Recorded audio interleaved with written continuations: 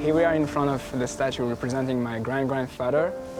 When I talk about him, people laugh and they don't believe me that this person is my grand-grandfather. Yeah, in fact, my mom is from here, from Marchand-Famel. She's Christian. My father is from Morocco and my girlfriend is Jewish. So life is more complex. It's not that simple as we think. That's exactly why such a seminar is important to develop that kind of topics.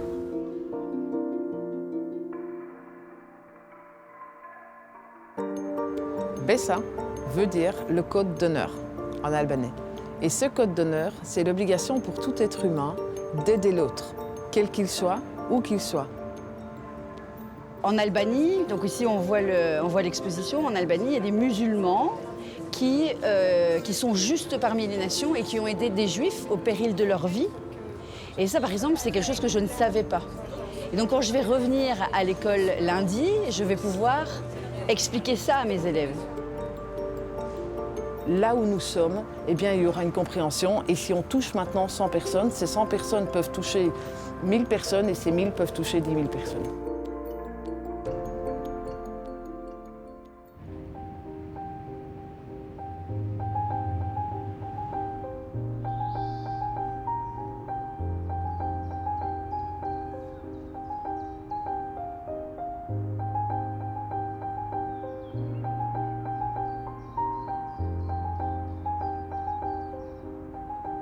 First of all, we want kids to understand that this happened here. We want them to recognize the places, the spaces, the landmarks of their own cities that they are passing every day.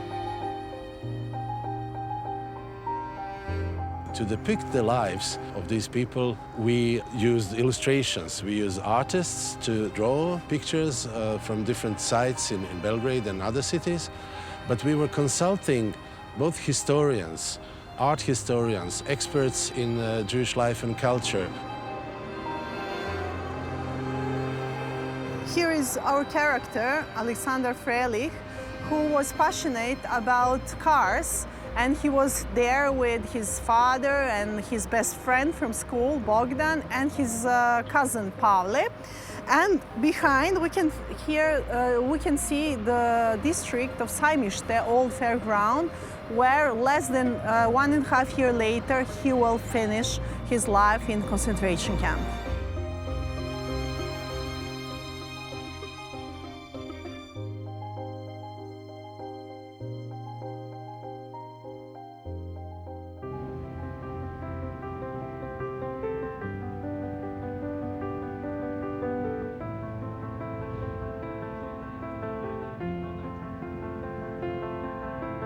Sześć gier miejskich stworzyliśmy, które mają pomóc młodym ludziom w odkrywaniu wielokulturowej przeszłości i teraźniejszości 6 polskich miast. Powstało również 7 krótkich filmów, które prezentują historie osobiste Żydówek i Żydów polskich. Oraz powstała również książka interaktywna pod tytułem O Żydach i Żydówkach polskich. Tutaj za mną widać, mamy grupę młodych ludzi, którzy są doświadczeni w dziedzinie promowania wielokulturowości w swoich miejscowościach. Są to ludzie, którzy na rzecz wielokulturowości działają. To, w co wierzę cały czas, to jest siła edukacji, takiej prostej edukacji face to face, tak, że siadamy z dzieciakami, idziemy z nimi w pewną przygodę i przy okazji tej przygody możemy się trochę poznać i pokonfrontować różne nasze patrzenie na świat.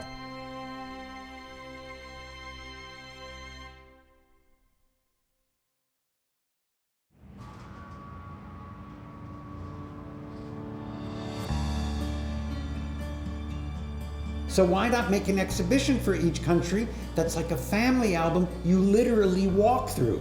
We can always find young people who are interested in participating in urban games because we use internet. Give them the opportunity to express themselves. We were able to fund 8 projects after a very competitive selection procedure. We had more than 70 applications, and we wanted at the end of their implementation period to bring all the implementers together. Once you believe, once you have the faith, and other people in the name of this faith act against other people that have another faith, there is a problem. Our project, it was a 2-day symposium with 80 participants. Its title was to talk and to keep silent about anti-Semitism, to collect as many Jewish perspectives available in Germany as possible. And what was really interesting was that not only Jewish civic society felt attracted to attend, but also people from other marginalized groups or minority groups participated. And there was a very special feeling of common experience, of being different, of being the other, which I found personally really empowering and gave me a lot of hope.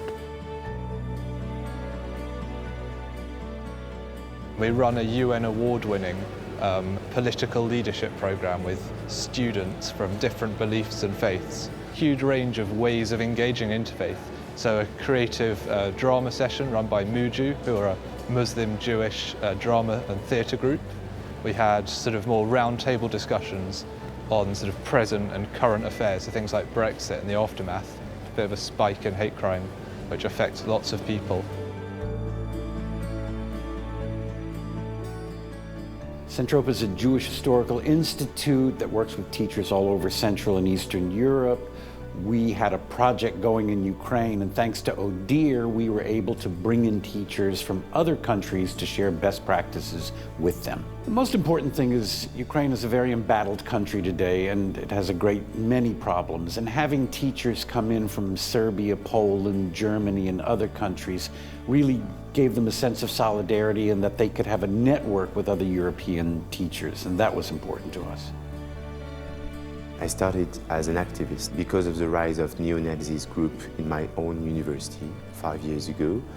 And the reason why I got involved in UGF is that I knew that I could find there a way to bring back hope.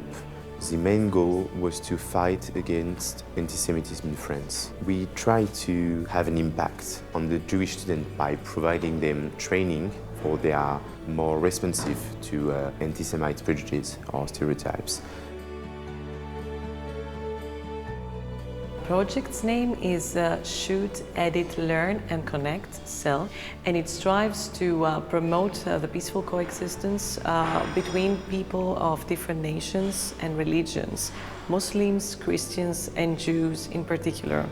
In a way, we learn how through art we can engage people, and we also try to engage these people in our projects. I would like to open the society of Dresden to be able also to talk about historical facts that still are kind of taboo. What we wanted to do was gather experiences of other organizations already working in this field, because a lot of people have been doing a lot of things for a long time.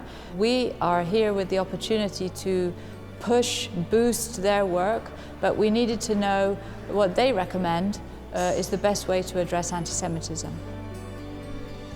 It has to be possible to adapt what you're doing to the local context, because that is how you're going to attract the imagination of students in a classroom or even teachers in the classroom.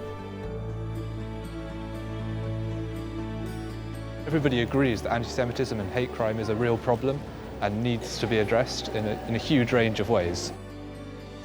I really think that if we had thought about anti-Semitism, the Holocaust and similar stories, had put them in curricula as obligatory part of education 20 years ago, I think that the situation in Europe might have been quite different today. But it's not too late. Let's work for the next generation.